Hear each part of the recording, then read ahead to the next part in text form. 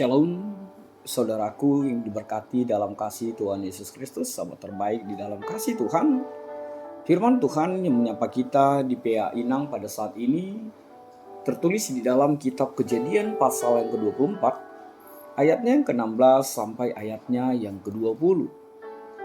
Saudara yang diberkati di dalam kasih Tuhan, firman Tuhan ini menceritakan bagaimana perjumpaan seorang gadis yang cantik parasnya, disebutkan dalam firman Tuhan ini,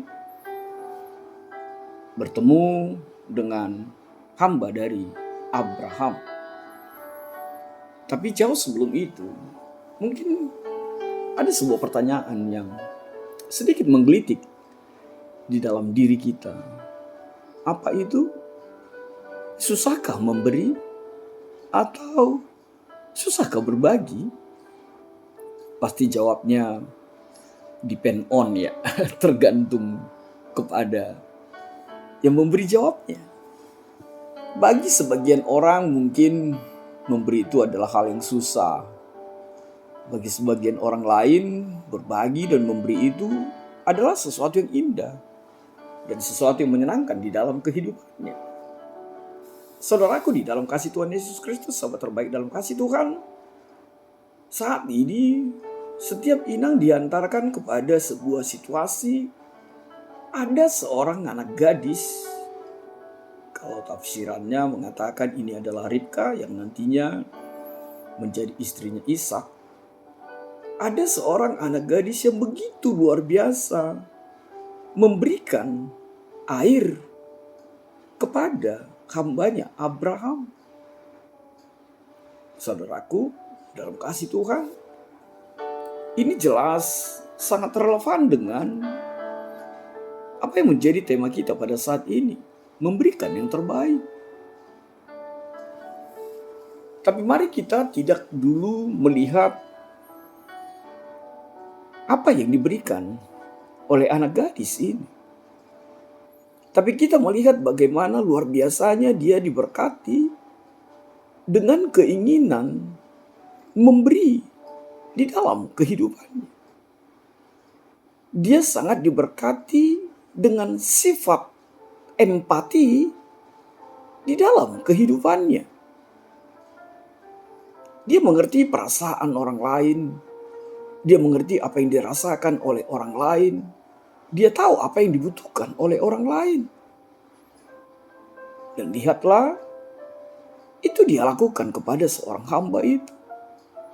Lalu yang berikut kita melihat sesuatu yang luar biasa itu tidak lain adalah dia memberikan sesuatu itu kepada orang lain tanpa mengenal, tanpa bertanya siapa yang menjadi alamat dari pertolongan, pemberian, sesuatu yang dibaginya di dalam kehidupannya. Dia tahu orang itu membutuhkannya, lalu dia memberikannya. Hal yang luar biasa sekali.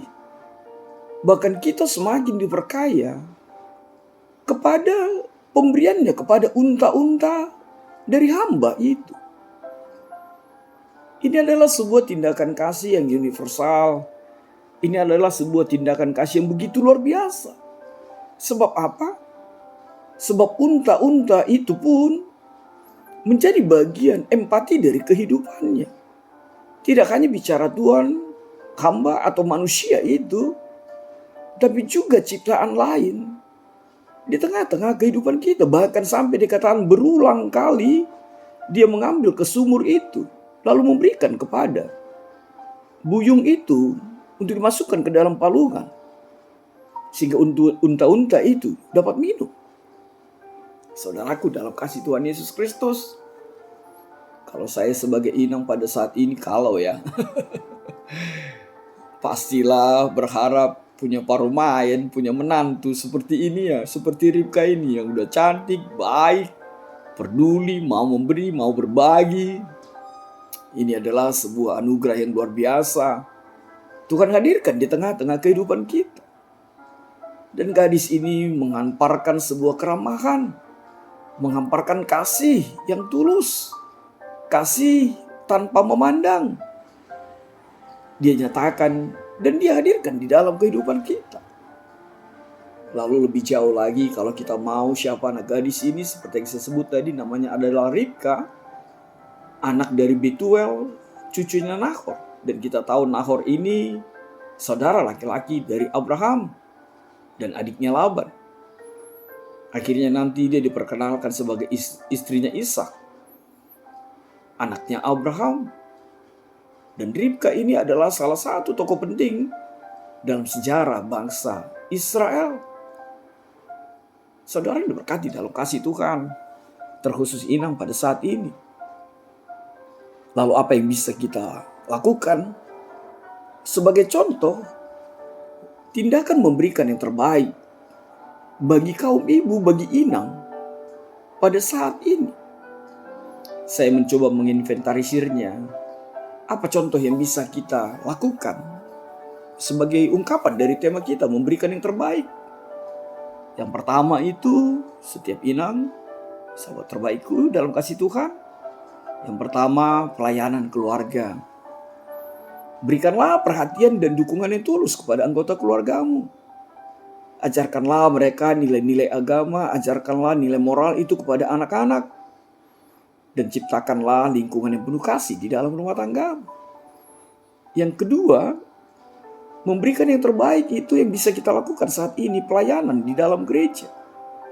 Artinya memberikan waktu, memberikan bakat, talenta, dan karunia yang Tuhan berikan kepadamu. Yang ketiga, pendidikan agama. Ini melibatkan pembelajaran tentang Alkitab, berdoa, nilai-nilai Kristiani, dan bagaimana membantu anak-anak memahami pentingnya iman dalam kehidupan sehari-hari. Lalu yang berikut, membangun sebuah hubungan. Membangun sebuah hubungan yang dimaksud adalah setiap Inang bisa terlibat dan melibatkan diri di dalam dengar-dengaran, memberikan dukungan emosional, dan hadir di dalam saat-saat penting di dalam kehidupan setiap orang. Yang berikut, kebaikan dan kemurahan hati.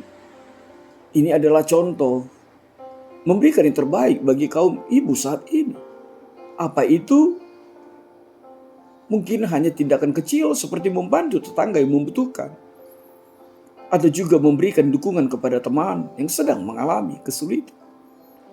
Maka hadirkanlah tindakan memberikan yang terbaik itu di dalam kehidupan kita. Dan ingatlah yang harus kita pahami secara utuh.